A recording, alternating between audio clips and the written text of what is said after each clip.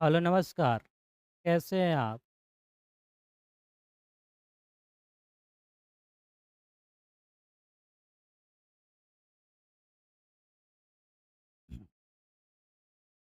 चलिए, question number देखेंगे। पहला, चौरा-चौरी कांड कब हुआ? तो ऑप्शन पढ़ने की ज़रूरत नहीं है। 4 फरवरी 1922। छोटो को यादें रखेंगे 1922। चौरा-चौरी कांड हुआ था 4 फरवरी 1922। कहाँ हुआ था? यूपी। यूपी, उत्तर प्रदेश। एक लेख और एक पत्र के रचनाकार कौन हैं? भगत सिंह। भगत सिंह प्रभावित थे, किससे प्रभावित थे? कार्ल मार्क्स से, महात्मा गांधी से, फ्रायड से या एडलर?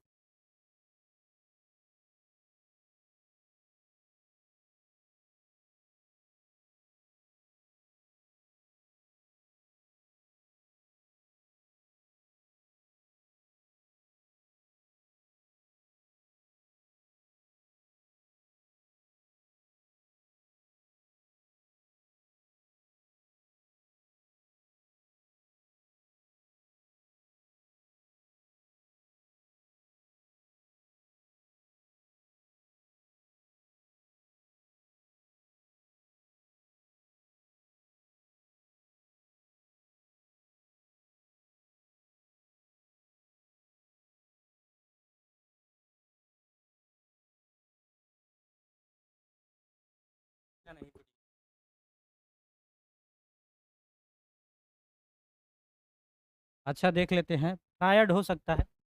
भगत सिंह ने अपने लिए सजा के संबंध में क्या विश्वास था? मृत्यु दंड का। प्रिंस क्रोमोक्टिन कौन था? अर्थशास्त्र का एक विद्वान। भगत सिंह को फांसी दी गई थी 23 मार्च 1931। एक लेख और एक पत्र के रचनाकार भगत सिंह। भगत सिंह ने किसको पत्र लिखा था? सुखदेव को। भगत सिंह के पिता सरदार किशन सिंह, चाचा अजीत सिंह किसके सहयोगी थे? लाला लाजपत राय के। भगत सिंह के चाचा का नाम था अजीत सिंह। भगत सिंह ने अपने नेतृत्व में पंजाब में नौजवान भारत का गठन कब किया था? 1926 में। कुलबीर सिंह और कुलतार सिंह भगत सिंह के कौन थे? भाई थे। हमारा नहीं मालूम। सही है ना? गणेश शंकर विद्यार्थी किस पत्र का संपादन करते थे? प्रताप। भगत सिंह ने चंद्रशेखर आजाद के साथ मिलकर किस संघ का गठन किया? हिंदुस्तान समाजवादी प्रजातांत्रिक पार्टी। एक बार देख लोगे फिर दोबारा आएगा तो याद रहेगा, है ना? ये दूसरा बार हो गया। भगत सिंह किस उम्र में क्रांतिकारी गतिविधियों में शामिल हो गए? 12 वर्ष में। अभी नेटा पूछत रहे है ना, 12 वर्ष में एक क्रांतिकारी में शामिल था, अंतर बा नु। ऐसे कभी 12 वर्ष के लगे तो नेटा पूछत रही, हाफ पैंट पे घूमत चली, लंगटहू रह सकता हूँ। भगत सिंह को कांग्रेस तथा महात्मा गांधी से मोह भंग कब हुआ? 1922। क्यों? चौरा चौरी कांड। 1914 में भगत सिंह किस पार्टी की ओर आकर्षित हुए? गदर पार्टी। कौन सा निबंध भगत सिंह का लिखा हुआ नहीं है? कम का दर्शन, परिवेश, युवक, विद्यार्थी और राजनीति। युवक तो था। परिवेश नहीं होगा। आई थिंक परिवेश नहीं होगा, इस पे सर्च कर लीजिएगा, ऐसे हम दिखा देंगे। ये विद्यार्थी राजनीति था, युवक भी था, बम का दर्शन था। हमारे दृष्टि से क्या होगा? परिवेश, क्योंकि परिवेश नहीं मिला था। और ठीक ही होगा। भगत सिंह गणेश शंकर विद्यार्थी द्वारा निकाली जाने वाली किस पत्रिका से जुड़े? प्रताप। प्रताप के संस्थापक या संपादक कौन थे? गणेश शंकर विद्यार्थी। भगत सिंह का जन्म कब हुआ? 28 सितंबर 1907। विद्यार्थी और राजनीति शीर्षक निबंध किसका लिखा है? भगत सिंह। मतवाला पत्रिका कहाँ से निकलती थी? कोलकाता। मैं नास्तिक क्यों हूँ, यह किसका लेख है? भगत। बंदी जीवन किसकी कृति है? सचिंद्रनाथ सन्याल। अभी तुरंत बताए। भगत सिंह की शहादत कब हुई थी? 23 मार्च 1931। अभी खींच के तुरंत ले, हम मिला दे रहे हैं जो जो बाकी है। अरे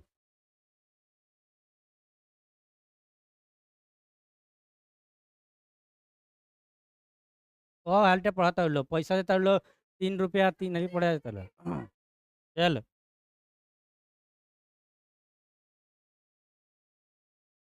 चलो देखो, चौरा चौरी कांड 1922 बिल्कुल ठीक है। एक लेख और एक पत्र की रचना कर। भगत सिंह। ठीक है। भगत सिंह प्रभावित थे किससे? कार्ल मार्क्स से, है ना? थोड़ा सा सर्च कर लेना अपने से। 3 का 1, कार्ल मार्क्स से। भगत सिंह ने अपने लिए सजा के संबंध में विश्वास था। ठीक है। 4 का वही होगा, मृत्यु दंड। प्रिंस क्रोमैक्टिन कौन था? ये ठीक है। अर्थशास्त्री का विद्वान। एक ही पे शक था ना। भगत सिंह का फांसी हुई थी 23 मार्च 1931। एक लेख और एक पत्र की रचना कर। भगत सिंह। ठीक है। अब नहीं गलती होगा। भगत सिंह को ने किसको पत्र लिखा था? सुखदेव को। भगत सिंह के पिता सरदार किशन सिंह के चाचा अजीत सिंह किसके सहयोगी थे? लाला लाजपत राय। भगत सिंह के चाचा का नाम अजीत सिंह। भगत सिंह ने अपने नेतृत्व में पंजाब में नौजवान भारत सभा का गठन कब किया? 1926। हमें लगता है कि ये 2-3 बार हो जाने के बाद ऐसा नहीं हुआ कि कोई याद नहीं हो। अब वतनों पे याद नहीं हो तो तारा दिमाग में सीमेंट घोर के डालल बा। तू बोला ड्राम और सीमेंट। ये कह रहा मुस्कान से? नहीं, मुस्कान ये थोड़ी है।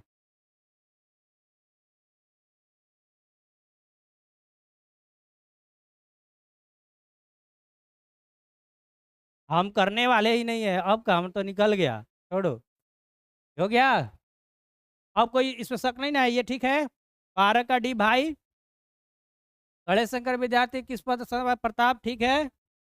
अब लग रहा है कि कोई नहीं है, सब ठीक है। और नहीं पूछना है। नहीं। आज के लिए इतना ही। मिलते हैं नेक्स्ट एपिसोड में। कल छुट्टी रहेगा कि पड़ेगा?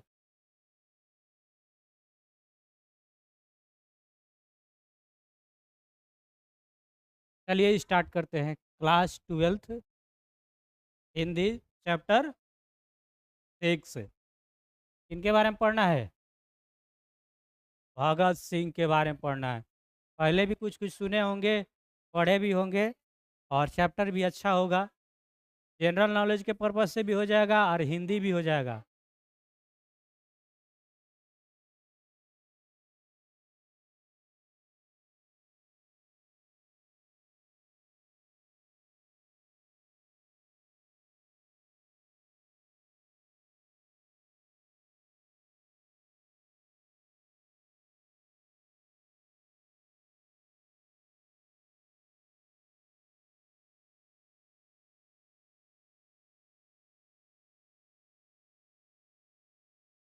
चलिए, इनके बारे में पढ़ना चाहिए। महान ना, महान व्यक्तित्व में से एक हैं, तो पढ़िएगा।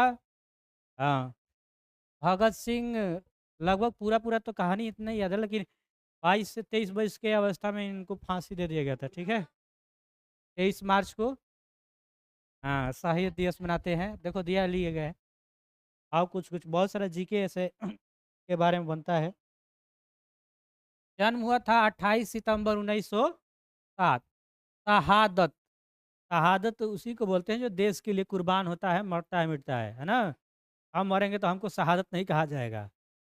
तो 23 मार्च 1931 शाम 7:33 पर लाहौर षड्यंत्र केस में इनको काज कर दिया गया, फांसी दे गए।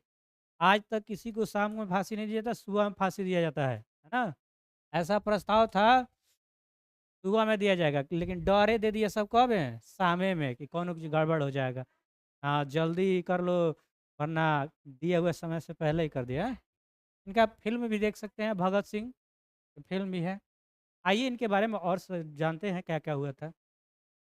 जन्म स्थान गंगा चक नंबर 105 हुरैरा ब्रांच, वर्तमान लावलपुर, पाकिस्तान। हाँ, यहाँ जन्म हुआ था। पैतृक गांव खड़क खड़कड़ काल, पंजाब। पंजाब से सटा हुआ जो बॉर्डर है उधर, अब पाकिस्तान में चला गया होगा। माता पिता विधावती एवं सरदार किशन सिंह। माता हो गई विधावती और पिताजी कौन हो जगह हैं? सरदार किशन सिंह।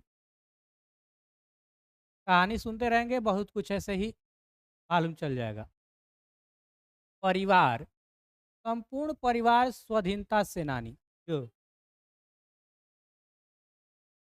तो हो सकता है ना, रिलेटेड होगा तो वो तो पढ़ना ही पड़ेगा ना, ऐसा थोड़ी है कि नहीं होगा। जैसे परिवार, तो इनका परिवार जो था, संपूर्ण परिवार वो स्वाधीनता सेनानी। सभी लोग कि सेनानी से जुड़े हुए थे ना, जैसे आर्मी उर्मी होता है ना, कि होता है कि पूरा ये स्वाधीनता सेनानी से जुड़े। पिता और चाचा अजीत सिंह लाला, लाला लाजपत राय के सहयोगी।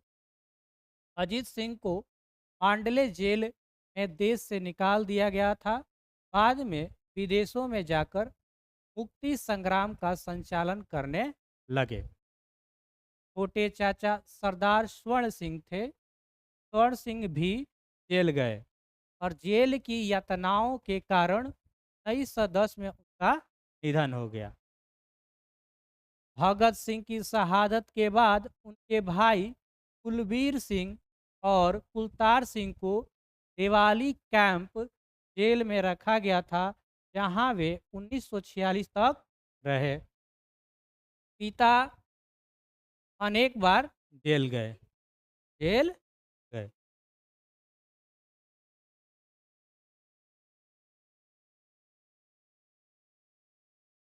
शिक्षा, पहले 4 साल प्राइमरी शिक्षा अपने गांव बंगा में, फिर लाहौर DAV स्कूल में वर्ग 9 तक पढ़ाई की। बाद में नेशनल कॉलेज लाहौर से FA किया। BA के दौरान पढ़ाई छोड़ दी और क्रांतिकारी दल में शामिल हो गए। जब BA में गए तो क्रांतिकारी दल में शामिल हो गए। पहले क्या था कि देश गुलाम था, वो तब का बात हो रहा है, कब है ना, 1947 के पहले का है ना। जब देश गुलाम था तो अलग अलग गतिविधियां होती रहती थी, देश को आज़ाद कराने के लिए क्रांतिकारी संगठन बनता रहता था। तो ये क्रांतिकारी दल में शामिल हो गए। प्रभाव, बचपन में करतार सिंह सरभा और 1914 के गदर पार्टी के आंदोलन के प्रति तीव्र आकर्षण, है ना, गदर पार्टी एक बनी थी 1914 में, इसके प्रति इनका तीव्र आकर्षण था, तो शामिल होना चाहते होंगे। सरभा की निर्भीक कुर्बानी का मन अस्थाई और गहरा असर। 16 नवंबर 1915 को सरभा की फांसी के समय भगत सिंह की उम्र 8 वर्ष की थी। वे सरभा का चित्र अपनी जेब में ही रखते थे। मतलब किसी किसी का कोई हीरो होता है ना, आइडियल, आदर्श, इनका ये आइडियल होंगे सरभा। इनका फोटो वो अपने जेब में रखते थे। हाँ, सराभा। गतिविधियां, 12 वर्ष की उम्र में जलियांवाला बाग की मिट्टी को लेकर क्रांतिकारी गतिविधियों की शुरुआत। हाँ, 12 वर्ष से, कब वर्ष से? 12 वर्ष से। 12 वर्ष की उम्र में जलियांवाला बाग, जलियांवाला बाग हत्याकांड कब हुआ था? हाँ, 13 अप्रैल 1919 में हुआ था। तो वहाँ की मिट्टी लेकर क्रांतिकारी गतिविधियों की इन्होंने शुरुआत कर दी। कौन? भगत सिंह। 1922, याद होगा, कई बार 10th में ही पढ़ा होगा, चौरा चौरी कांड। कहाँ हुआ था चौरा चौरी कांड? हाँ, यूपी में। हाँ, चौरा चौरी कांड के बाद 15 वर्ष की उम्र में कांग्रेस और महात्मा गांधी से मोह भंग हो गया है। 1923 में पढ़ाई और घर छोड़कर कानपुर गणेश शंकर विद्यार्थी के पत्र प्रताप में सेवाएं दी। 1926 में अपने नेतृत्व में पंजाब में नौजवान भारत सभा, नाम क्या था? नौजवान भारत सभा का गठन किया। इसकी शाखाएं विभिन्न शहरों में स्थापित की गई। उन्होंने नौजवान भारत सभा का गठन किया और अलग अलग कई शहरों में इसका ब्रांच खोले। हाँ, 1928 से 31 तक चंद्रशेखर आजाद के साथ मिलकर हिंदुस्तान समाजवादी प्रजातांत्रिक संघ, नाम है हिंदुस्तान समाजवादी प्रजातांत्रिक संघ, का गठन किया और क्रांतिकारी आंदोलन सघन रूप से छेड़ दिया। 8 अप्रैल 1929 को बटुकेश्वर दत्त और राजगुरु के साथ केंद्रीय असेंबली में बम फेंका। कब फेंका? हाँ, 18 है कि 8 है? 8 अप्रैल है। 8 अप्रैल 1929 को बटुकेश्वर दत्त, पूछेंगे कि उनके साथी कौन थे? एक बटुकेश्वर दत्त और एक राजगुरु के साथ मिलकर केंद्रीय असेंबली में बम फेंका और गिरफ्तार हुए। ये बम जो फेंके थे, हाँ, इसी कारण से बाद में इनको फांसी दे दिया गया, अंग्रेज फांसी दिया। ये बम फेंके थे तो मारने के लिए नहीं फेंके थे, है ना? उसको डरवाने के लिए फेंके थे, है ना, कि मेरा बात को सुना जाए। तो इनको गिरफ्तार कर लिया गया। तो संक्षेप में दिया है, पढ़ा जाए तो इनके बारे में एक किताब में मिल जाएगा ना। ये तो थोड़ा थोड़ा बात लिखा है। पहली गिरफ्तारी अक्टूबर 1926 में दशहरा मेले में हुए बम विस्फोट के कारण मई 1927 में हुई। पहली गिरफ्तारी कब हुई? 1927 में। क्यों हुआ था? कि दशहरा मेले में हुए बम विस्फोट के कारण। तृतीया पंजाबी की भाषा तथा लिपि समस्या हिंदी में 1924 में। विश्व प्रेम कलकत्ता में मतवाला में 1924 में प्रकाशित हिंदी लेख, मतलब इनका ऐसे ऐसे बुक आया युवक। हाँ, मतवाला में 1924 में प्रकाशित हिंदी में ये लेख था। मैं नास्तिक क्यों हूँ, ये बहुत काफ़ी फेमस है कि मैं नास्तिक क्यों हूँ। नास्तिक आस्तिक बुझाता है ना? आस्तिक वो होता है जो भगवान पे विश्वास करता है, नास्तिक जो भगवान को नहीं मानता। तो भगत सिंह लिखे हैं एक बुक जिनका नाम है कि मैं नास्तिक क्यों हूँ, है ना? पढ़ोगे तो इसका बुक ही मिलेगा, जाके बुक बैंक पे लेके खरीद के पढ़ सकते हैं। और जो भी यहाँ पे बच्चे आर्ट्स लिए हैं, जिनको ज़्यादा नॉलेज ऐसे भी पढ़ना है या किसी के बारे में, तो ये सब किताब लेके अभी पढ़ सकते हैं, आपके पास टाइम है। आप लोग कंपटीशन की तैयारी करने वाले हैं नहीं, पता चेंज करेंगे हम तो आप चेंज होइएगा नहीं। तो ये सब पढ़िएगा, इससे मानसिक विकास भी होता है और थॉट भी अच्छा रहता है। तो अन्य लोग तो पढ़ने छाने चल आगे बढ़ा।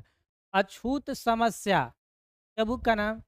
विद्यार्थी और राजनीति, सत्याग्रह, हड़तालें, बम का दर्शन, बम का दर्शन, भारतीय क्रांति का आदर्श आदि अनेक लेख, टिप्पणियाँ एवं पत्र जो अलग प्रकाशकों द्वारा भगत सिंह के दस्तावेज के रूप में प्रकाशित हुआ। बात को सुनेंगे ध्यान से, काफ़ी कुछ यहीं पे याद हो जाएगा। फिर इसका ऑब्जेक्टिव ऑब्जेक्टिव कीजिएगा, बिल्कुल क्लियर हो जाएगा। ठीक है। सचिंद्र नाथ सन्याल की पुस्तक बंदी जीवन, पूछा जाएगा कि बंदी जीवन कौन लिखा है? तो सचिंद्र नाथ सन्याल। और डॉन, डॉन ब्रिक की आत्मकथा, ब्रिन है ना, ब्रिन की आत्मकथा का अनुवाद जेल डायरी भी लिखी। और निम्नांकित 4 पुस्तकें भगत सिंह के द्वारा लिखी बताई जाती हैं जो अपर्याय हैं। समाजवाद का आदर्श, आत्मकथा, भारत में क्रांतिकारी आंदोलन का इतिहास, मौत के दरवाजे पर। अमर शहीद भगत सिंह आधुनिक भारतीय इतिहास के एक पवित्र स्मृति है। स्मृति मतलब याद। भारत राष्ट्र के लोकमानस में उनकी युवा छवि अमिट होकर बस गई है। कई बार नारा सुने होंगे, पड़ोसी के घर में भगत सिंह पैदा हो, अपने घर में नहीं। ये छोटे से ही अपने जीवन में बहुत कुछ किए और इनको फांसी हो गया। ठीक है। देश की स्वतंत्रता के लिए अपने प्राणों का बलिदान करने वाला हजारों लोगों तथा लाखों स्वतंत्रता सेनानियों की प्रेरणा और उत्सर्गपूर्ण कार्यों के वे अस्थायी प्रतीक हैं और प्रतिनिधि है। उनके कार्यों और उनके बलिदानों ने जनता के हृदय में सदा सुलगती रहने वाली राष्ट्रीयता ज्योतिर्मय चेतना का निर्माण किया। राष्ट्रीयता, देशभक्ति, क्रांति और युवा शक्ति के वे प्रेरणापुंज प्रतीक हैं। यह अमर पद उन्होंने लगभग 23 वर्षों में हासिल कर लिया था। कितने वर्ष में? 23 वर्ष। 23 वर्ष के ही अवस्था में इतना सब हासिल कर लेते हैं। उनको फांसी भी हो गया था। 22 साल और कुछ महीना कुछ दिन के थे, ऐसे एग्जैक्ट याद नहीं है अभी। जीके में पढ़ेंगे तो बताएंगे। स्वाधीनता सेनानियों के परिवार में जन्म पाकर उन्होंने बचपन में ही देश की स्वतंत्रता के लिए मर मिटने अविस्मरणीय पाठ पढ़ लिया था। वही होता है कि जो जैसे घर में रहता है, जैसा रहता है परिवेश वैसा बन जाता है। तो पहले से ही इनका जो भी थे चाचा घर में, पापा, हाँ भैया जो भी होंगे अगल बगल सब, वो क्या थे? स्वाधीनता सेनानी थे। जन्म से ही वही देख रहे हैं तो उनके उनके ही जैसा ये बन गए। उनके भीतर इच्छा, संकल्प, विचार और कर्म की दृढ़, अजय, अमोघ शक्ति थी। बचपन से लेकर उठान की युवा अवस्था की शहादत तक का इतिहास यही साबित करता है कि देश और जनता की स्वतंत्रता के लिए अपराजय संघर्ष तथा सामाजिक समानता, न्याय और सबकी खुशहाली पर टिकी समाज व्यवस्था के लिए क्रांति के स्वरूप के रूप में उन्हें ऐसा कुछ प्राप्त हो गया। हाँ, जिसके आगे मृत्यु बहुत छोटी और तुच्छ पड़ गई। तुच्छ मतलब ही वही होता है एकदम छोटा, निम्न, नश्वर जीवन के इस महिमामय मूल्यबोध के चलते उन्होंने हंसते हंसते फांसी का फंदा अपने गले लगा लिया और भूल गए। सचमुच वे उस पथ पर बढ़े जिसके आगे राह नहीं थे।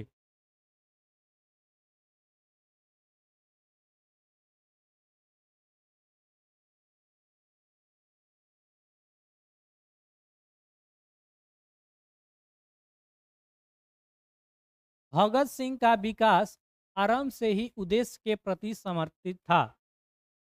एक प्रबुद्ध नौजवान के रूप में हुआ।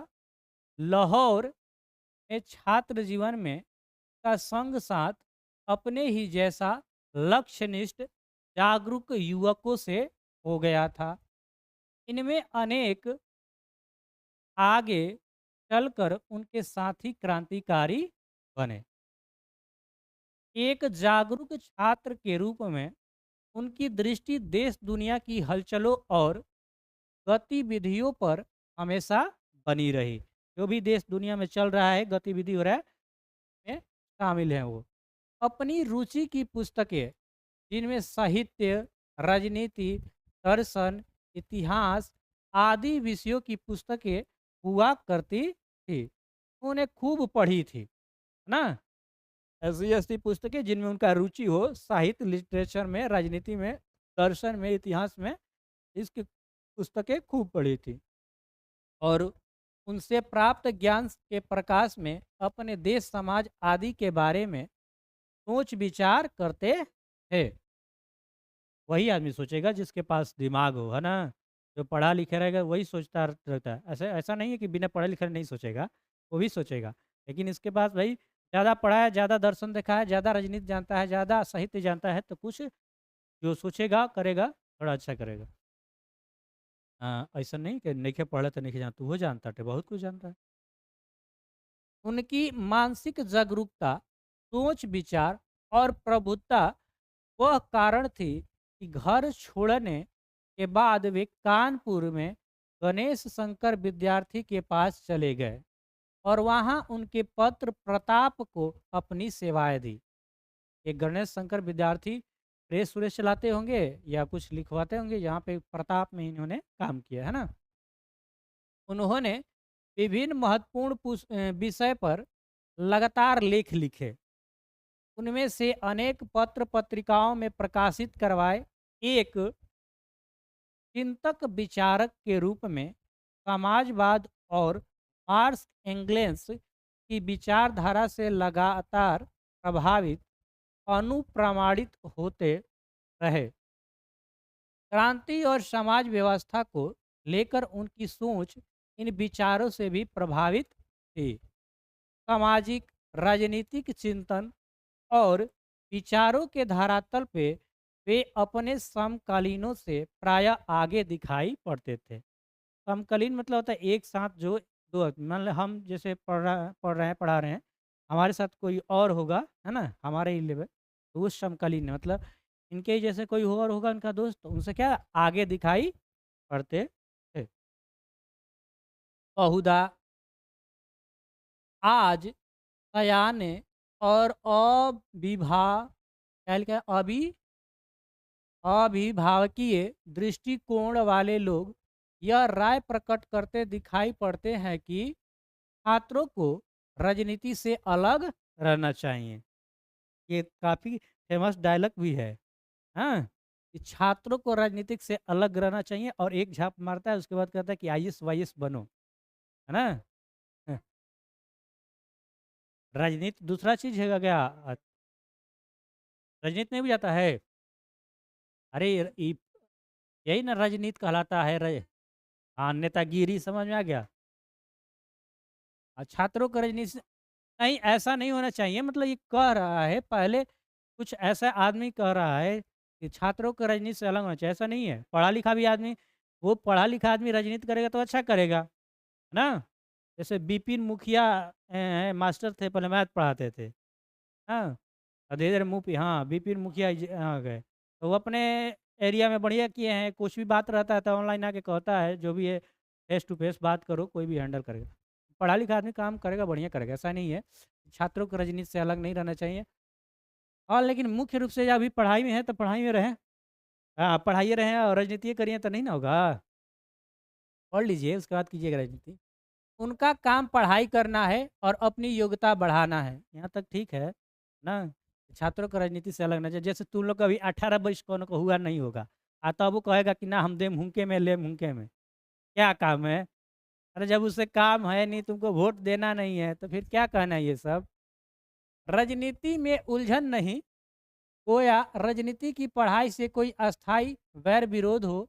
छात्र और युवा भगत सिंह के विचार इस संबंध में क्या है, वे इसके बारे में क्या सोचते थे, इसकी झलक यहाँ भगत सिंह के एक छोटे से निबंध में मिलती है। यह सही है कि उन दिनों स्वाधीनता आंदोलन चल रहा था। क्या चल रहा था? स्वाधीनता आंदोलन, जिससे गालिब और असंपृक्त नहीं रहा जा सकता था। इसलिए तत्कालीन राजनीति में छात्रों की रुचि और भागीदारी वांछित तथा अपरिहार्य थी। किंतु आज आज क्या आज़ादी के संपूर्ण लक्ष्य हासिल कर लिए गए हैं? जिस टाइम की ये बात हो रहा है तब हो रहा वहाँ था स्वाधीनता, कि हम लोग देश को आज़ाद के लिए लड़ रहे थे। हाँ, तो उस समय भाई छात्र को राजनीति में भी लोग जुड़े रहते थे। अब तो आपका देश क्या हो गया है? आज़ाद, है ना? समाज में गैर बराबरी, भेदभाव, अशिक्षा, अंधविश्वास, गरीबी, अन्याय आदि दुर्गुण एवं अभाव अभी भी जमे हुए हैं।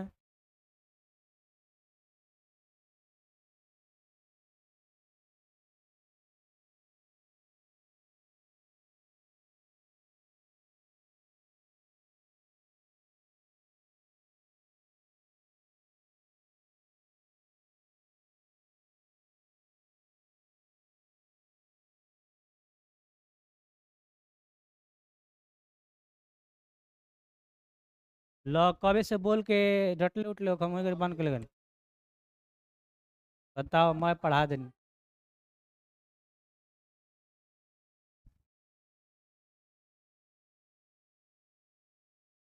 ले गई ले लो यो, मतलब मेहनत हो बेकारे हुई। वही तरी डाले। कबे से डांटे होंगे तबे हम बंद किए होंगे ना। चल, ला मैकवा में बोला।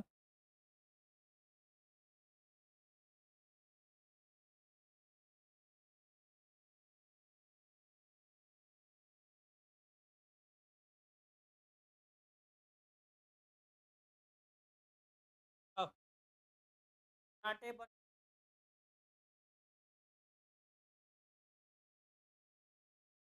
बंद था, अभी ना बंद था।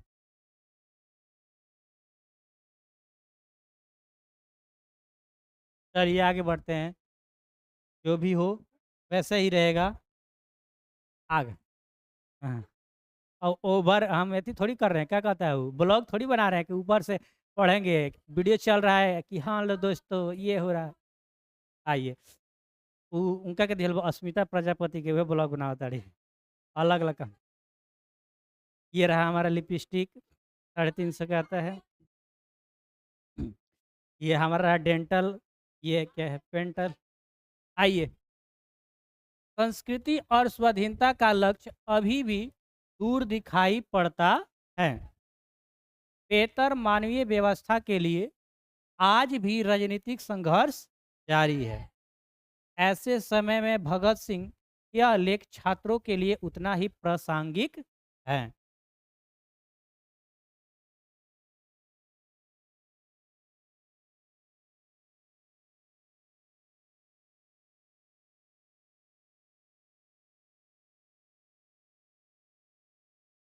ये रहा डैश डैश कर रहा है।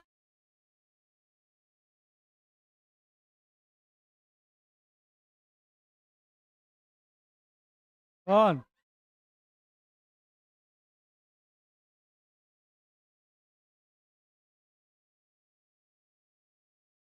हाँ तो सोच के बोलना चाहिए। चलो देख,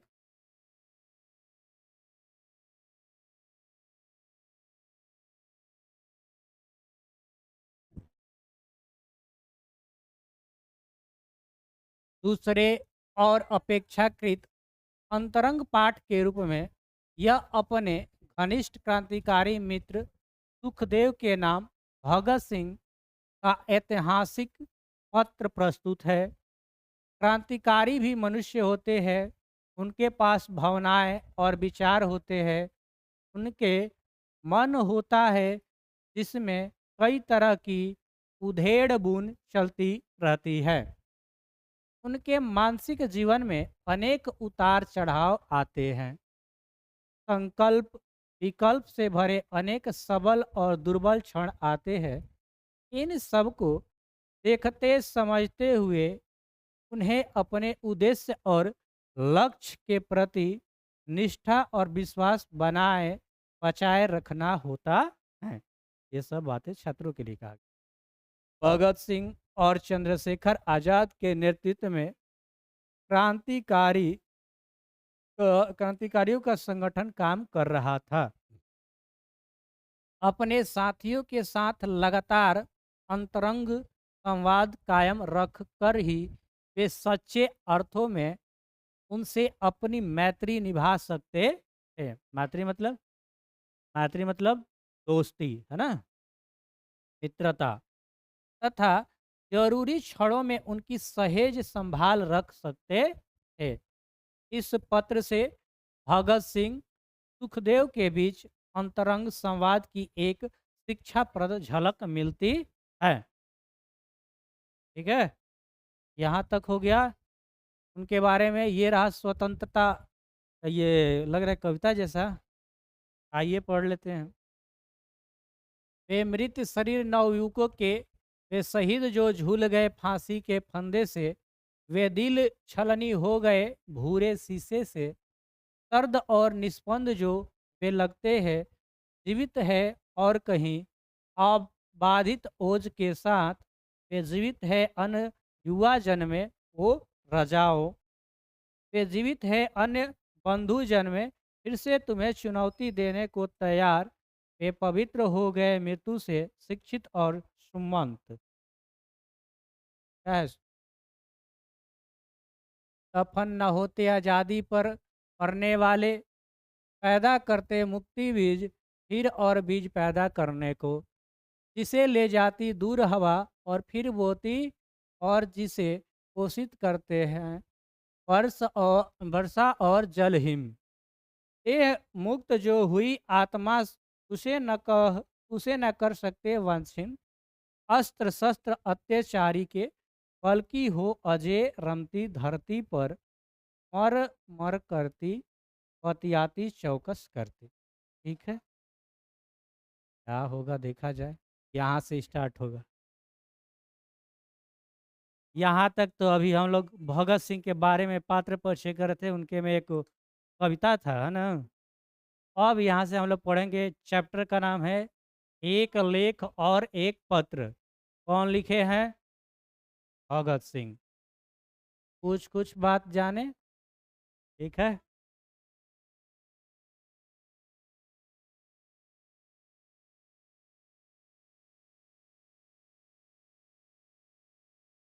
कट कट में पढ़ा के क्या आंसर क्वेश्चन करवा दे डायरेक्ट। और उसके बाद हम साल महीना, उसके बाद 6 महीना हम लोग झाल भर जाएंगे, हम लोग को पढ़ना है ना।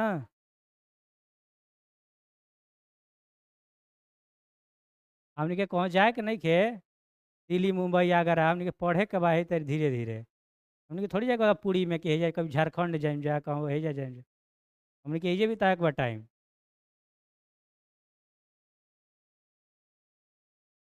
ना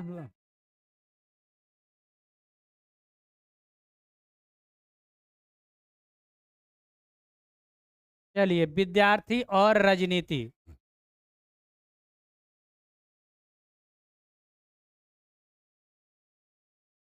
एक एक आदमी को बुलवा के पढ़ाए का एक पेज।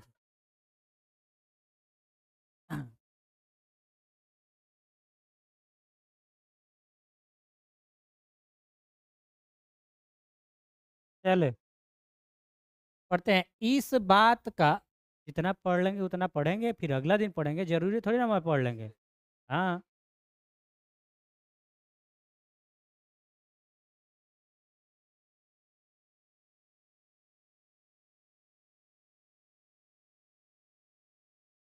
10th में ज़्यादा पढ़ा दिए हैं, अब उतना नहीं पढ़ाएंगे, उतना नहीं पढ़ाएंगे। हाँ, इस बार का जो बच्चा मिला है ना, सब वैसा नहीं मिल गया है बिना पढ़ने वाला। भगवान पास कराएंगे, हम नहीं जानते हैं, तो खुलेआम कह दिए। तो कहियो आता है कहियो नहीं आता है, पढ़ता है मतलब सीरियस नहीं है पढ़ने के प्रति। ल- पढ़ने में ठीक है, राइटिंग थोड़ा गड़बड़ है, तो राइटिंग गड़बड़ रहेगा तो उसका भी रिस्क नहीं है हमारे पास। अब हम पढ़ाए, आप बढ़िया से लिखवे ना कीजिएगा तो उसका क्या लें। विश्वास उसी पर रहता है जिसका देखा जाए। हाँ, रेशियो पढ़े भी से कम बेसी कोई पढ़ाई में नहीं होता है, खूब बढ़िया है खराब है। डेली उसको आना चाहिए, पढ़ना चाहिए। उसको भी समझाते बात कि अरे इंग्लिश तुम घर पे 24 घंटा ना पढ़ो, 1 घंटा केवल क्लास में आके पढ़ लेगा तो कुछ कुछ कर लेगा, इंग्लिश में पास हो जाएगा। नहीं तो जिस दिन रिजल्ट आएगा इंग्लिश के सामने लिख देगा एफ। तो फिर पढ़ने के क्या फ़ायदा, बहुत लोग का ऐसा हुआ है। हाँ, हम पढ़ा रहबे कर रहे हैं, तुरंत क्या 1 घंटा टाइम नहीं है, और वही अलग से पढ़ाएंगे तो पैसा लेते हैं। कोई ऐसा ऐसा वही एक नहीं है, उसमें जितना भी बालक है सबका वही हाल है। इससे पहले भी जो 10th का बालक था वही हाल है, दो चारों को पढ़ता है इंग्लिश, बाकी सब नहीं पढ़ता है। फिर अब 12th में बुझाएगा। आएँगे तो कुछ ना कुछ जानेंगे। चलिए आगे पढ़ा जाए। कोई बात नहीं, कोई देखने वाला ही नहीं हमको अब। चलिए, अरे इस बात का बड़ा भारी शोर सुना जा रहा है कि पढ़ने वाले नौजवानों, विद्यार्थी राजनीति या पॉलिटिकल कामों में हिस्सा न लें। जो पढ़ रहा है, वो राजनीति से दूर रहे। ऐसा थोड़ी है। अब तो कई गो पढ़ा लिखा आदमी का उदाहरण मिल जाएगा। बहुत सारे पढ़ा लिखा आदमी आजकल राजनीति में हैं। अरविंद केजरीवाल अच्छा खासा पढ़ा लिखा है, जाके देख सकते हो। मोदी जी के भरोसा नहीं कि उनका डिग्री फर्जी है कि का कहेला सर।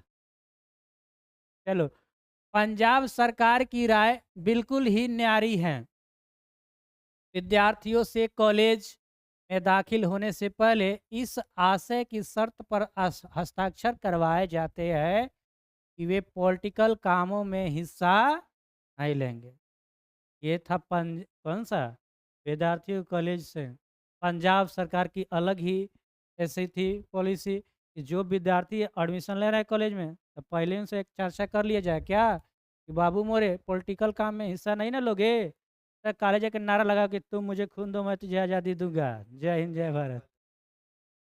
आगे हमारा दुर्भाग्य है कि लोगों को लोगों की ओर से चुना हुआ मनोहर, जो अब शिक्षा मंत्री है, स्कूल कॉलेजों के नाम एक सर्कुलर या परिपत्र भेजता है कि कोई पढ़ने या पढ़ाने वाला पॉलिटिकल में हिस्सा ना ले। ला छात्रों को भी तो अलग रखा था, हमनियों को हरा के अलग है, तुम लोग भाग हेलो पढ़ाने वाला विभाग हेलो।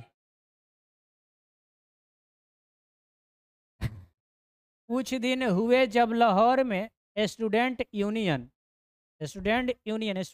मतलब विद्यार्थियों का संगठन या विद्यार्थी सभा की ओर से विद्यार्थी सप्ताह मनाया जा रहा था। वहाँ भी सर अब्दुल कादर और प्रोफेसर ईश्वर चंद्र नंदा ने इस बात पर जोर दिया कि विद्यार्थियों को पॉलिटिक्स में हिस्सा नहीं लेना चाहिए। अब से यही बात के जिक्र कर रहे हैं कुछ।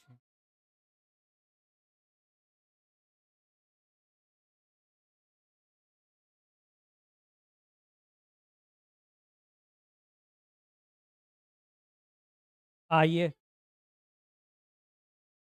आइए इस बात को हम विस्तार से बताते हैं, सुनिए ध्यान से। आप पढ़िए चाहे ना पढ़िए, आप बिहार में है पास हो जाइएगा, है ना। जिस तरह से आप 10th पास हुए हैं, आपके कर्मों को खुद का खुद मालूम है क्या कर्म किए हैं आप, और 12th भी वैसे ही पास हो जाइएगा। आप पढ़िएगा अपने लिए, नॉलेज के लिए, है ना। और कोई बात नहीं है, ऐसा नहीं है कि जो नहीं पढ़ रहा है वो नहीं पास करेगा। ऐसा भी है कि उसको भी कुछ नहीं आता है, 12th पास कर गया अच्छा नंबर 400 नंबर से। हाँ, यहाँ के ही है, कितने लोग हैं, लेकिन एक कुछ पूछ देंगे तो कुछ नहीं आएगा। कुछ भी हो मतलब कितना भी आ जाए, तो वो अपने लिए पढ़ना है ना पढ़ना है, ठीक है। अगर किसी को ऐसा इच्छा हो कि हमारे ब्याह शादी करे वह पढ़े के बा, कोनो जरूरी में थोड़ी ना पढ़ल, ब्याह तो असम हो जाए, बिना पढ़ला हो जाता टे। चलो आइए, ज़्यादा पढ़ लेला पे नहीं होत, कम पढ़ला पे हो जाता। हाँ, ठीक है, ठीक है, अब नहीं करेगा तो कब करेगा प्रैक्टिस, लिखो। पंजाब को राजनीतिक जीवन में सबसे पिछड़ा हुआ कहा जाता है। पंजाब को क्या कहता है, राजनीतिक जीवन में सबसे पिछड़ा हुआ। लास्ट में कुछ पूछना होगा तो पूछना, अभी चुपचाप इसी को ध्यान से देखो। हाँ, काम ना बिगाड़ो। इसका क्या कारण है? क्या पंजाब ने बलिदान कम दिए हैं, ऐसा क्वेश्चन उठ रहा है। इसका कारण स्पष्ट है कि हमारे शिक्षा विभाग के अधिकारी लोग बिल्कुल ही बुद्धू है, बिल्कुल ही बुद्धू है। आज पंजाब काउंसिल की कार्रवाई पढ़कर इस बात की इस बात का अच्छी तरह पता चलता है कि इसका कारण यह है कि हमारी शिक्षा निकम्मी होती है और फिजूल होती है, और विद्यार्थी, युवा जगत अपने देश की बातों में कोई हिस्सा नहीं लेता। उन्हें इस संबंध में कोई भी ज्ञान नहीं होता। जब वे पढ़कर निकलते हैं, तब उनमें कुछ ही विद्यार्थी आगे बढ़ते हैं, लेकिन वे ऐसी कच्ची-कच्ची बातें करते हैं कि सुनकर स्वयं ही अफ़सोस कर बैठ जाने के सिवाय कोई चारा नहीं होता। है? बात समझ में आया? अगर पढ़े लिखे नहीं रहेंगे, आपको नॉलेज नहीं रहेगा राजनीति का उती का, हाँ, तो उसी का गुणगान करते रहिएगा जो जिसको लोग कर रहे हैं फ़ेवर में। हाँ, आप ज्ञानी रहिएगा, आप उसके बारे में जानिएगा तो सच को सच कहिएगा, झूठ को झूठ कहिएगा। वो हम हो या कोई और, विरोध करना है तो उसका विरोध करेंगे। जिन नौजवानों को कल देश की बागडोर हाथ में लेनी है, उन्हें आज ही अक्ल के अंधे बनाने की कोशिश की जा रही है। इससे जो परिणाम निकलेगा, वह हमें खुद ही समस्या लेना चाहिए, खुद ही समझ लेना चाहिए। यह हम मानते हैं कि विद्यार्थियों का मुख्य काम पढ़ाई करना है और बोलते बोलते ना उन्हें अपना पूरा ध्यान उस ओर लगा देना चाहिए। लेकिन क्या देश की परिस्थितियों का ज्ञान और उनके सुधार के उपाय सोचने की योग्यता पैदा करना उस शिक्षा में शामिल नहीं? यदि नहीं तो हम उस शिक्षा को भी निकम्मी समझते हैं, जो सिर्फ क्लर्की करने के लिए ही हासिल की जाए। क्लर्की हो जाता है, क्लर्की, क्लर्क नौकरी होता है, क्लर्की की नौकरी करने के लिए ऐसी शिक्षा की जरूरत थी क्या? कुछ ज़्यादा चालाक आदमी यह कहते हैं कि काका तुम पॉलिटिक्स के अनुसार पढ़ो और सोचो जरूर, लेकिन कोई व्यवहारिक हिस्सा न लो, तुम अधिक योग्य होकर देश के लिए फायदेमंद साबित होंगे। यह बड़ी बात सुंदर लगती है, लेकिन इसे भी रद्द करते हैं क्योंकि यह भी सिर्फ ऊपरी बात है। इस बात से यह स्पष्ट हो जाता है कि एक दिन विद्यार्थी एक पुस्तक appeal to the young prince Kropotkin, क्या लिखा है, क्रोपोटकिन, पढ़ रहा था।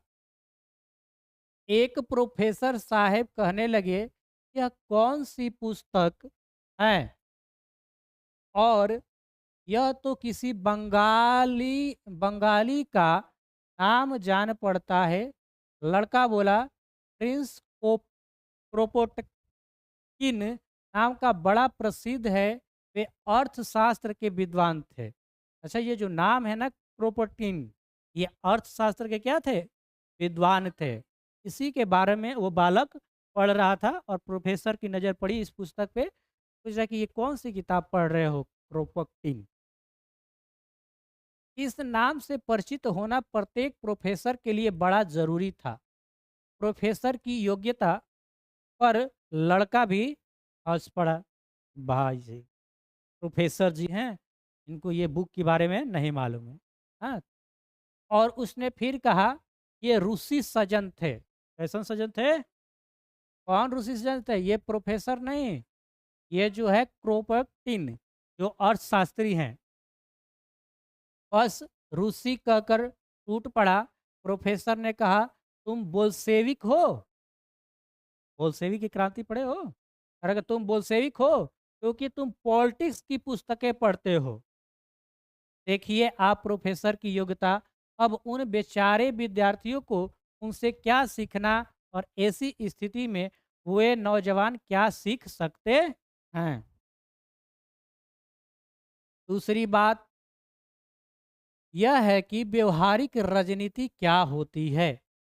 महात्मा गांधी, जवाहरलाल नेहरू और सुभाष चंद्र बोस का स्वागत करना और भाषण सुनना तो हुई व्यवहारिक राजनीति, पर कमीशन या वायसराय का स्वागत करना क्या हुआ? क्या वह पॉलिटिकल्स का दूसरा पहलू नहीं? सरकारों और देशों के प्रबंध से संबंधित कोई भी बात पॉलिटिक्स के दौ मैदान में ही गिनी जाएगी। फिर यह भी पॉलिटिक्स हुई कि नहीं कहा जाएगा इससे सरकार खुश होती है और दूसरे से नाराज। फिर सवाल तो सरकार की खुशी या नाराजगी का ही हुआ। क्या विद्यार्थियों को जन्म जते जन्म जन्मते जन्मते ही खुशामद का पाठ पढ़ाया जाना चाहिए? हम जो समझते हैं कि जब तक हिंदुस्तान में विदेशी डाकू नहीं, पशु है, पेट के गुलाम है, तो हम किस तरह कहें कि विद्यार्थी वफादारी का पाठ पढ़े? सभी जानते हैं कि हिंदुस्तान को इस समय देश सेवकों की ज़रूरत है, जो तन मन धन देश पर अर्पित कर दे और पागलों की तरह सारी उम्र देश की आज़ादी के लिए न्यौछावर कर दे। लेकिन क्या बूढ़ों में ऐसा आदमी मिल सकेंगे? क्या परिवार और दुनियादारी के झंझटों में फंसे सियाने लोग में ऐसा लोग निकल सकेंगे?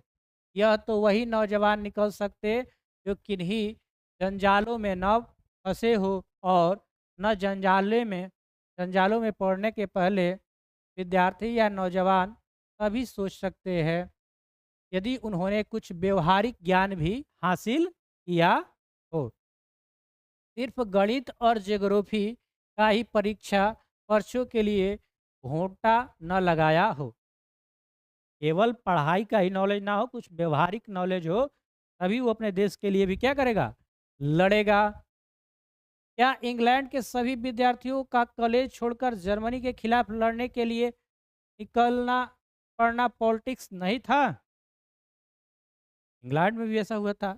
अब हमारे उपदेशक कहाँ थे जो अभी उपदेश दे रहे हैं कि जो विद्यार्थी है वो पॉलिटिक्स से दूर रहना चाहिए? ये कहाँ थे ये सब उपदेशक जो उनसे कहते जाओ जाकर शिक्षा हासिल करो? आज नेशनल कॉलेज अहमदाबाद के जो लड़के सत्याग्रह बरदोली वालों की सहायता कर रहे हैं, क्या वे ऐसे ही मूर्ख रह जाएंगे? देखो, पहले भी विद्यार्थी भाग लेते थे और आज भी। अभी एक तेलंगाना में खूब आजकल वायरल चल रहा था कि पेड़ काट रहा था, है ना? आईटी पार्क कर बनाने के लिए, तो उसके छात्रों विरोध किया। हाँ, तो छात्र कल भी विरोध करते थे, जो गलत होगा गलत करेगा आदमी, ऐसे थोड़ी ना कि विरोध नहीं करेगा। गलत नहीं करेगा, सही करेगा। आइए, अहमदाबाद के जो लड़के सत्याग्रह में बरदोली वालों की सहायता कर रहे हैं, क्या वे ऐसे ही मूर्ख रह जाएंगे?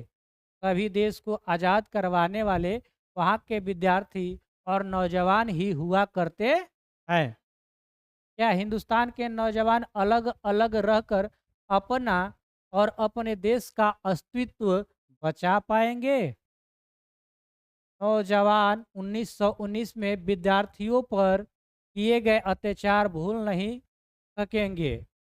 वे यह भी समझते हैं कि उन्हें एक भारी क्रांति की ज़रूरत है। वे पढ़े, ज़रूर पढ़े, साथ ही पॉलिटिक्स का भी ज्ञान हासिल करें और जब ज़रूरत हो तो मैदान में कूद पड़े और अपना जीवन इसी काम में लगा दे। अपने प्राणों का इसी में उत्सर्ग कर दे, वरना बचने का कोई उपाय नज़र नहीं आता।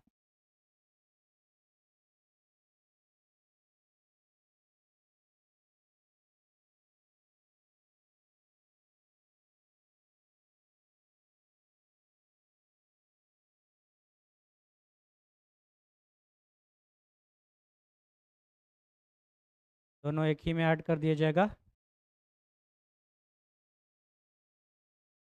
चलिए, और सहानुभूति से आपको एक प्रकार का आनंद भी प्राप्त हुआ है। आपको याद होगा कि एक दिन मैंने आत्महत्या के विषय में आपसे चर्चा की थी। तब मैंने आपको बताया था कई परिस्थितियों में आत्महत्या उचित हो सकती है, परंतु आपने मेरे दृष्टिकोण का विरोध किया था। मुझे उस चर्चा का समय एवं स्थान भली प्रकार याद है। हमारी यह बात कंसाही कुटियों में शाम के समय हुई थी। आपने मजाक के रूप में हंसते हुए कहा था कि इस प्रकार की कायरता का कार्य कभी उचित नहीं माना जा सकता, है ना। फांसी लगाना, आत्महत्या करना, ये कायरता है, ये कदापि उचित नहीं माना जा सकता। पहले 2 बोरा सीमेंट लो और ड्राम लो, ओमे भर दो, वो एक ठीक है। अरे हम थोड़े ना तुमको बोल रहे हैं, उधरे चल गया नजरिया हमारा। आपने कहा था कि इस प्रकार का कार्य भयानक और घृणित है। लेकिन ये गलत बात है, किसी के नाम पे गाना बना देता है, हाँ? तो गलत बात है ना वो। हमारा ऐसा नाम है कि गाने ना बनी। परंतु इस विषय पर भी मैं देखता हूँ कि आपकी राय बिल्कुल बदल चुकी है। अब आप उसे कुछ अवस्थाओं में न केवल उचित वरना अनिवार्य एवं आवश्यक अनुभव करते हैं। मेरी इस विषय में अब वही राय है जो पहले आपकी थी, अर्थात आत्महत्या एक घृणित अपराध है। यह पूर्णतः कायरता का कार्य है।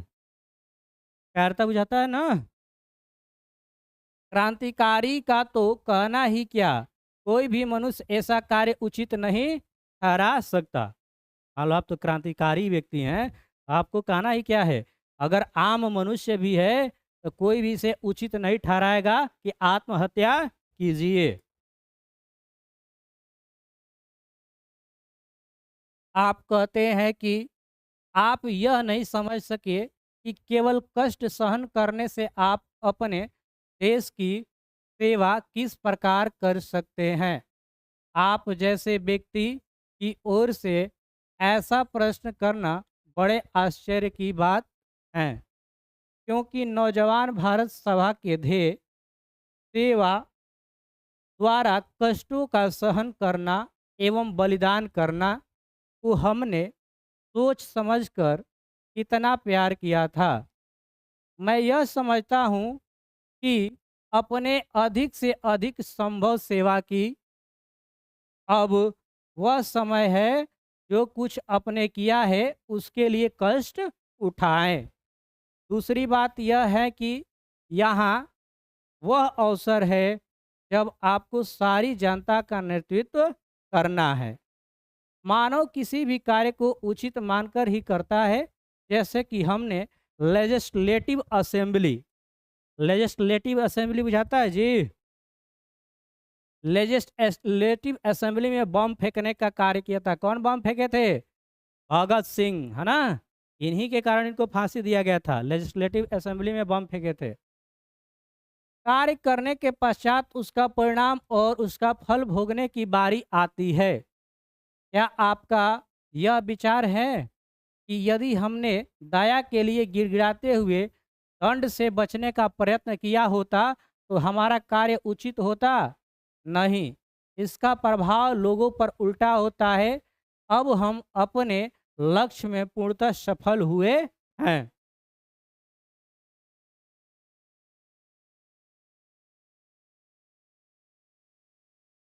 बंदी होने के समय हमारी संस्था एवं राजनीति।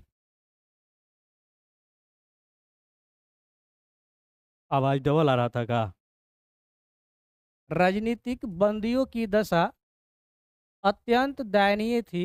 हमने उसे सुधारने का प्रयास आरंभ कर दिया। मैंने आपको पूरी गंभीरता से बताता हूं कि हमें यह विश्वास था कि हम बहुत कम समय के भीतर मर जाएंगे। हमें उपवास की स्थिति में रीति से भोजन के कृत्रिम रीति से भोजन दिए जाने का न तो ज्ञान ही था, न हमें विचार सूझता ही था। हम तो मृत्यु के लिए तैयार थे। क्या आपका यह अभिप्राय है कि हम आत्महत्या करना चाहते थे?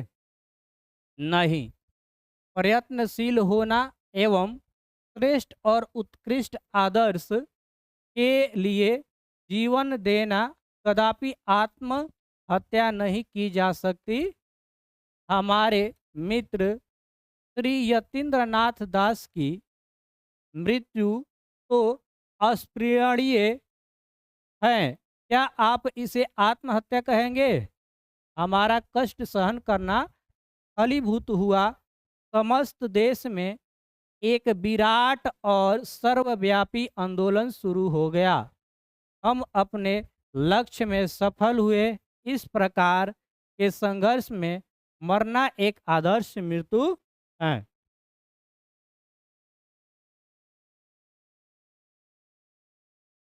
इसके अतिरिक्त हम में से जिन लोगों को यह विश्वास है कि मृत्यु दंड दिया जाएगा, उनको धैर्यपूर्व उस दिन की प्रतीक्षा करनी चाहिए जब यह सजा सुनाई जाएगी और तत्पश्चात उन्हें फांसी दी जाएगी। यह मृत्यु भी सुंदर होगी, परंतु आत्महत्या करना केवल कुछ दुखों से बचने के लिए अपने जीवन को समाप्त कर देना कहता है। मैं आपको बताना चाहता हूँ कि विपत्तियाँ व्यक्ति को पूर्ण बनाने वाली होती है। मैं और आप, वरन मैं कहूँगा, हम में से किसी ने भी किंचित कष्ट सहन नहीं किया है। हमारे जीवन का यह भाग तो अभी आरंभ होता है। ये सारे बात कौन कर रहे हैं? भगत सिंह का ये एक पत्र है, उसमें ये बातें सब लिख रहे हैं सुखदेव को। आपको यह याद होगा कि अनेक बार इस विषय पर हमने बातचीत की है। रूसी साहित्य के प्रत्येक स्थान पर वास्तविकता मिलती है, वह हमारे साहित्य में कदापि नहीं दिखाई देती। हम उनकी कहानियों में कष्टों और दुखमयी स्थितियों को बहुत पसंद करते हैं, परंतु कष्ट सहन की उस भावना को अपने भीतर अनुभव नहीं करते।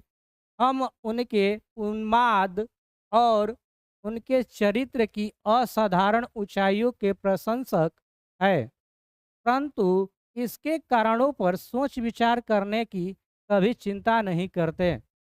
मैं कहूँगा, केवल विपत्तियाँ सहन करने के साहित्य के उल्लेख ने ही उन कहानियों में सहृदयता, दर्द की गहरी टीस और उनके चरित्र तथा साहित्य में ऊंचाई उत्पन्न की है।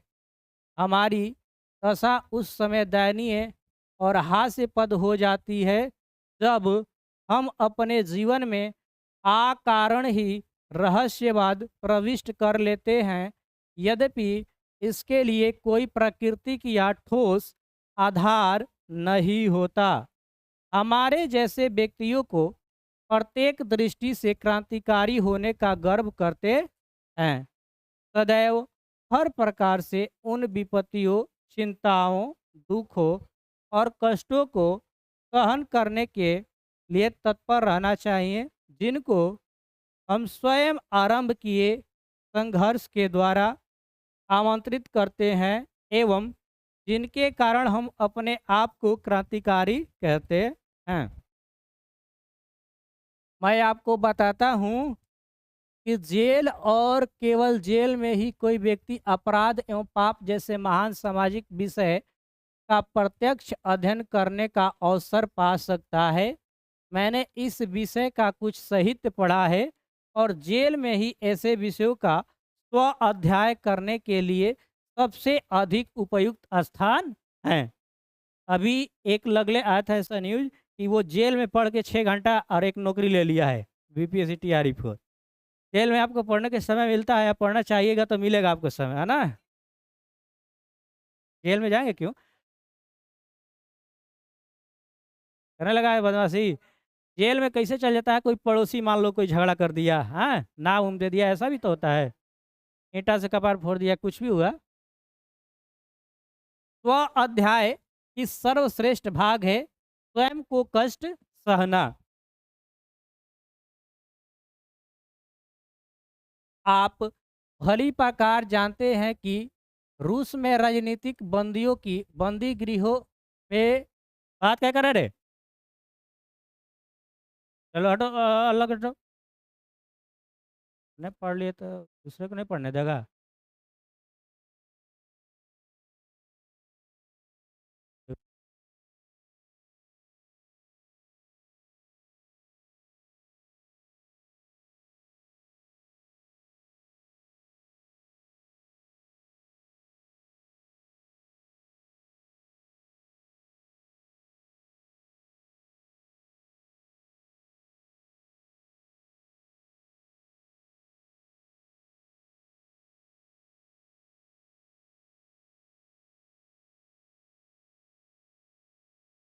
अब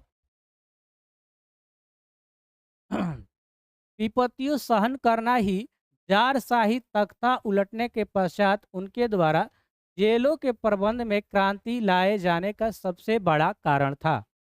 क्या भारत को ऐसे व्यक्तियों की आवश्यकता नहीं है जो इस विषय के पूर्णतः परिचित हो और इस समस्या का निजी अनुभव रखते हो? केवल यह कह देने कि दूसरा कोई यह काम कर लेगा या इस कार्य को करने के लिए बहुत लोग हैं, किसी भी प्रकार की उचित नहीं कहा जा सकता।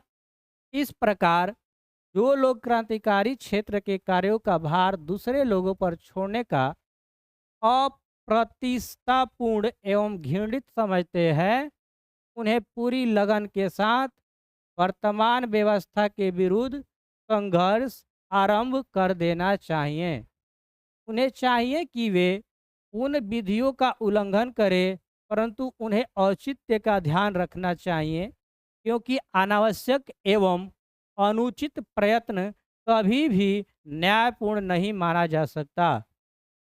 इस प्रकार आंदोलन क्रांति के कार्यकाल को बहुत सीमा तक कम कर देगा। जितने आंदोलन अब तक आरंभ हुए हैं, उनमें सबसे पृथक रहने के लिए आपने जो तर्क दिए हैं, मैं उन्हें समझाने में असमर्थ हूँ। कुछ मित्र ऐसे हैं जो या तो मूर्ख हैं या नासमझ, है ना?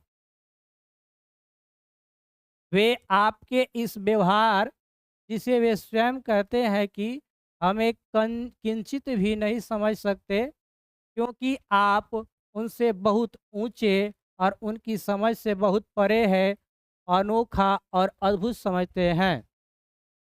वास्तव में यदि आप यह अनुभव करते हैं कि बंदी गृह जीवन वास्तव में अपमानपूर्ण है, तो आप उसके विरुद्ध आंदोलन करके सुधारने का प्रयास क्यों नहीं करते?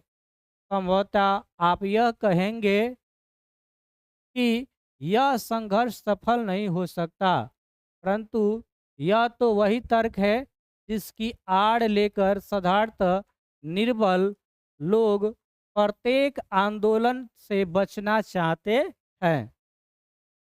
यह वह उत्तर है जिसे हम उन लोगों से सुनते रहे हैं जो जेल से बाहर क्रांतिकारी प्रयत्नों में सम्मिलित होने से जान बचाना चाहते थे। क्या आज यही उत्तर मैं आपके मुख से सुनूंगा? कुछ मुट्ठी भर कार्यकर्ताओं के आधार पर संगठित हमारी पार्टी अपने लक्ष्यों और आदर्शों की तुलना में क्या कर सकती थी? क्या हम इससे निष्कर्ष निकालने कि हमने इस काम को प्रारंभ करने में नितांत भूल की है? नहीं। इस प्रकार परिणाम निकालना उचित नहीं होगा। इस इससे तो उस व्यक्ति की भीतरी निर्बलता प्रकट होती है जो इस प्रकार सोचता है। देख लो, हिस्ट्री में ऐसे ही पढ़ेंगे। अभी पढ़ना है इधर, हिस्ट्री ये लिखा है ये पूरा। ये अरे बाप रे, कितना बड़ा है रे! ये यहाँ से क्वेश्चन आंसर है। अभी तो ढेरे लग रहा है कि है।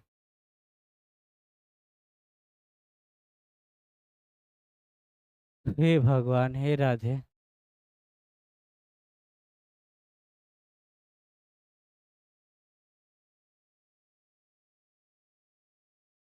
5:23। तो वो कहाँ तक पढ़ लिए बताओगे?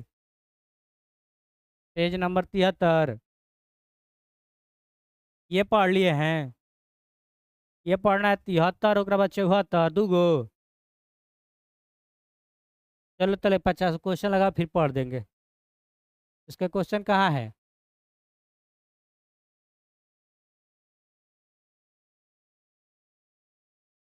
अरे इसके बाद दूगो पहले बोल बोल के थोड़ा लग रहा है कि ढेर बोल दिए हैं। बायोलॉजी आ गया।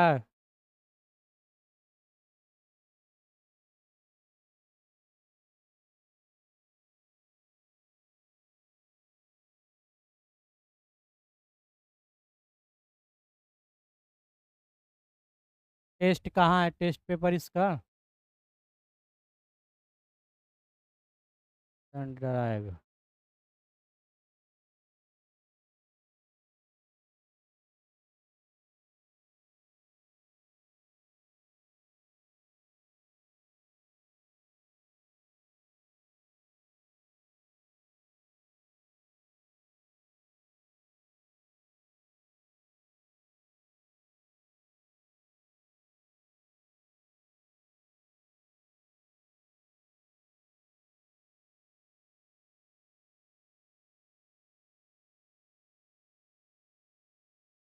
ए रोजे नाम था ना?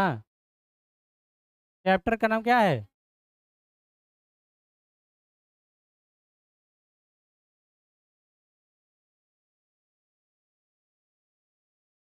चलो इसको करो तब। करो 10 मिनट में। कौ क्वेश्चन है? क्या करना है, आंसर लगाना है?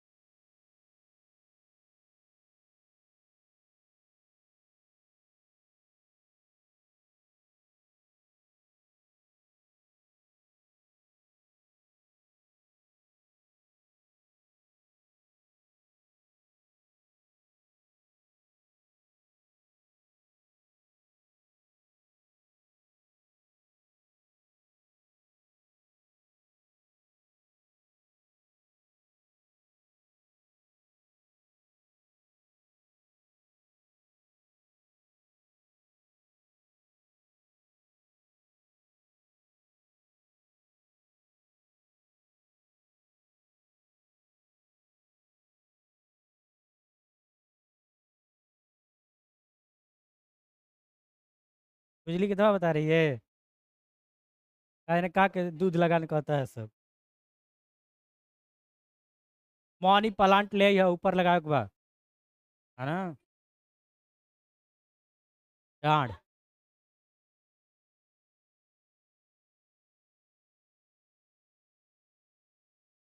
तो सबको नहीं आ रहा है कुछ।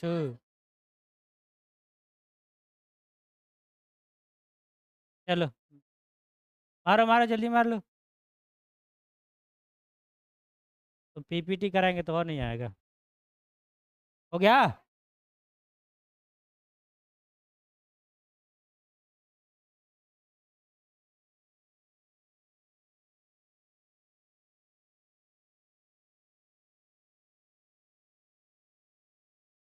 तीस का यहाँ पे ऑप्शन है। चलो बता दे रहे हैं, फिर मारना एक दिखा रहे हैं। बढ़ाए आगे।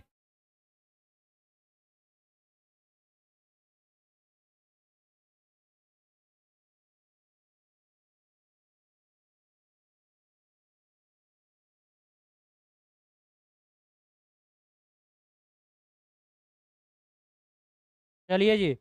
अभी तक नहीं मारा था, कोई बात नहीं, अब ध्यान से देख लो, है ना। देख लोगे तो भी याद रहेगा इस बात को।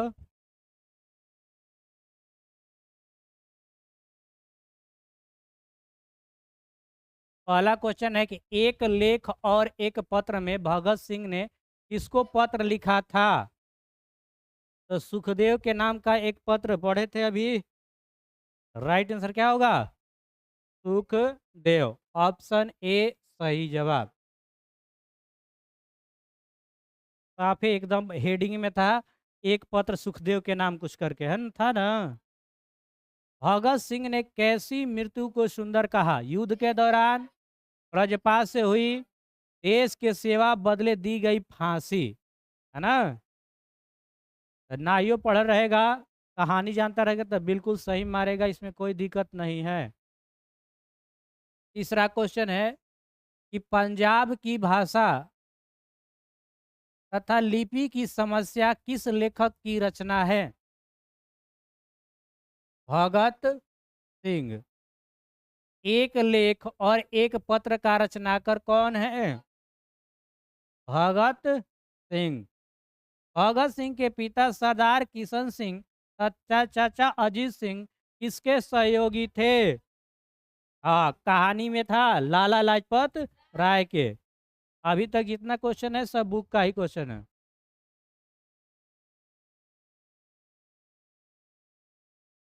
भगत सिंह ने चंद्रशेखर आजाद। ओ, देखो मान लो जैसे तुम लोग को कभी टाइम मिल रहा है, अचानक कभी मन करे पढ़े के, तो लेके इसको दोबारा पढ़ सकते हैं बुक, है ना। बुक पढ़ेंगे, अपने से पढ़ेंगे तो और ज़्यादा कहानी समझ में आएगा। तो हम तो तेज़ी से पढ़ते हैं, हमको काम भी नहीं है। थोड़ा सा पढ़ेंगे तो और कहानी जितने अपने मन में आएगा और अपने ढंग से लिखेंगे तो उसी का नंबर अच्छा लगता है, आता है। भगवत नहीं भाई। भगत सिंह ने अपने नेतृत्व में पंजाब के नौजवान भारत सभा का गठन कब किया? नौजवान भारत सभा गठन होता 1900। किताब है, थोड़ा देखो किताब में। किताब में देखो जल्दी। 1926 में हुआ था कि नहीं हुआ था?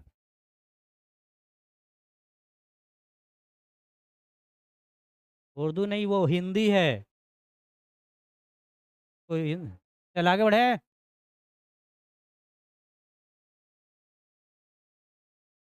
दवा दी तरह के डायरेक्ट सेलिंग भर्ती में आया है। समय है 5 बजे तक ना, 6 बजे तक ना। ठीक है ना, आगे बढ़ा जाए।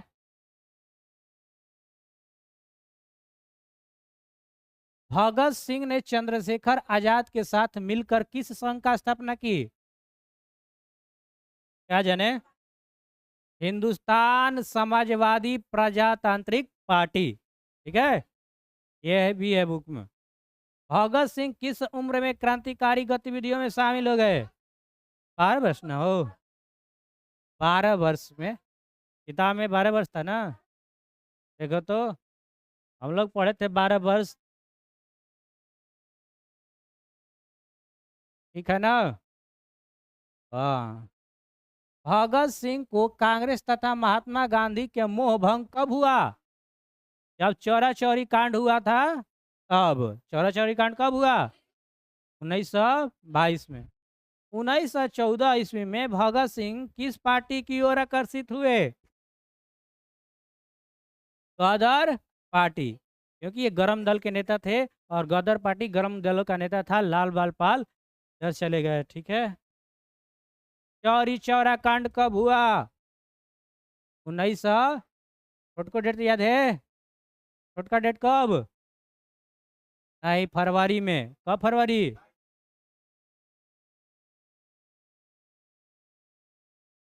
अरे चौरा चौरी कांड कब हुआ था? छोटा डेट बता। किसी को नहीं याद है क्या? चौरा चौरी कांड कब हुआ था? 4 फरवरी 1922 को हुआ था। तुम लोग को किसी को याद नहीं है? चलो याद रखोगे 4 फरवरी 1900। नहीं याद रहत। चलो आगे बढ़ो। अजी याद है भगत सिंह की शहादत कब हुई? 23 मार्च 1931। इसीलिए 23 मार्च को शहीदी दिवस मनाते हैं। शहीदी दिवस। भगत सिंह कड़े शंकर विद्यार्थी द्वारा निकाली जाने वाली पत्रिका का नाम क्या था? बताओ बताओ। प्रताप था। भगत सिंह के पिता का नाम मालूम है? किशन सिंह। चलिए, ये हो जाएगा बी नंबर। एक लेख, रुका ना, एक लेख और एक पत्र शीर्षक पाठ क्या है? हम्म, पत्र है, ऐतिहासिक पत्र है। ऐतिहासिक पत्र। सन 1926 में भगत सिंह ने किस दल का गठन किया? हाँ, नौजवान भारत सभा। भगत सिंह को अपने लिए सजा के संबंध में क्या विश्वास था? मृत्यु दंड का। प्रिंस कोप्रटिकिन कौन था? हाँ, अर्थशास्त्र था ना। अर्थशास्त्री का विद्वान। एक बुक पढ़ रहा था एक बालक, तो वो प्रोफेसर आके पूछा कि ये क्या पढ़ रहे हो, तो ये वही था ना, इसके बारे में पढ़े थे। भगत सिंह को फांसी दी गई। भगत सिंह का संपूर्ण परिवार क्या था? स्वाधीनता। हमको तो ऐसा एक भी क्वेश्चन नहीं लगा कि जो बुक से बाहर हो। हाँ, भगत सिंह ने अपने मित्रों के साथ केंद्रीय असेंबली में बम कब फेंका? जीके में भी ये बात पूछा जा सकता है। 8 अप्रैल 1929। 8 अप्रैल 1929। प्रताप के संस्थापक कौन थे? कड़े शंकर विद्यार्थी, इसी में आके भगत सिंह काम किए थे। हाँ, भगत सिंह के चाचा के नाम?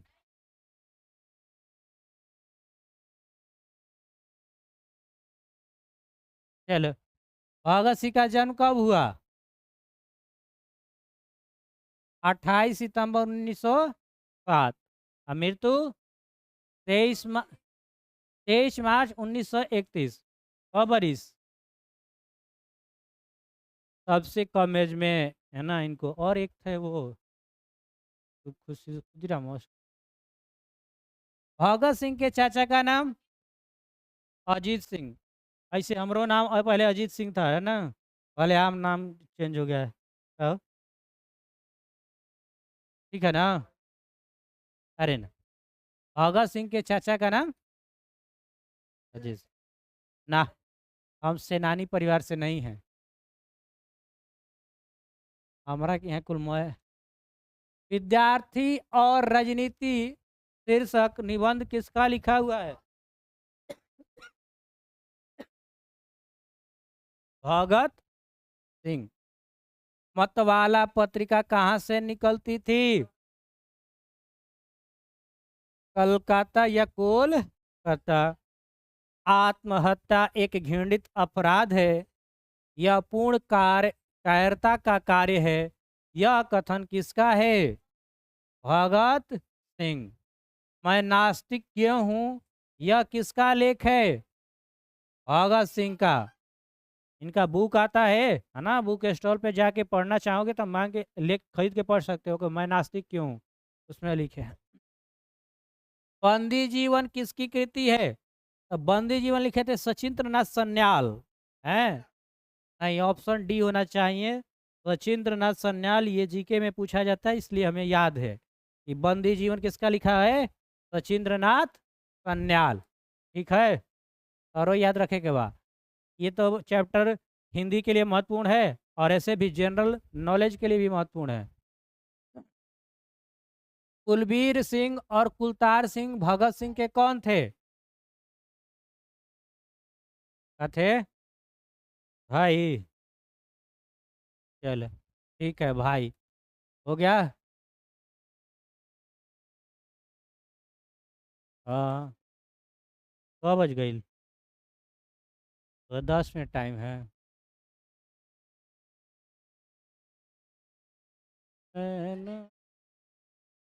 किताबिया लगा दी कि पीपीटी लगा दें?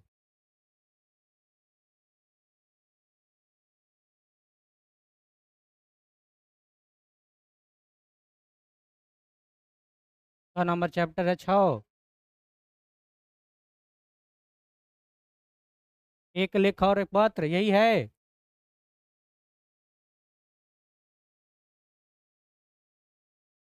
मैं भी आंसर दे दिया। आंसर याद है? बता दोगे आंसर?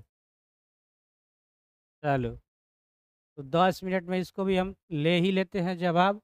थोड़ा सा चालू कर दो लाइट केवल बस।